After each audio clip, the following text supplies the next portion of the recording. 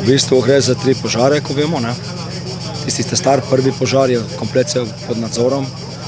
Fantje so tam na liniji in čistijo in zalivajo v žargonu linijo požara.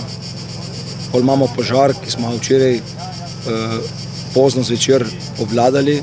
Tudi tam so pokrito cirka 80 gasilcev na terenu in opravlja iste naloge.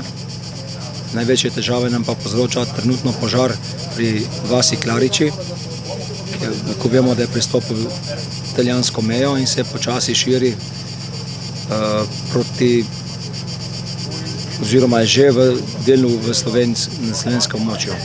Tam se usmerja vse zračne sile, ki imamo trenutno na razpolago, in tudi kopenske. Moramo povedati, da na tistem območju imamo preko 200 gasilcev iz gasilske regije Štajerske pa iz Koroške. Zdaj so gasilci že praktično iz vseh slovenskih regij tukaj? Skoraj vseh.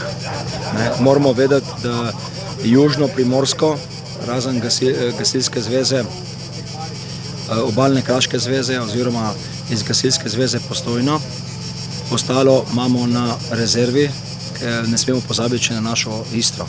Glede na čas, ki ga živimo, je največji problem tudi voda in to skupnimi močmi z službami, tako s kraškim vodovodom pa vodovod in kanalizacija Nova Gorica, iz minute in minuto, uro urejamo, da ne pride do kakšnih težav. Kakšen 100% izpad do zdaj ni bil, še zmeraj smo dobili na hidrantu vodo.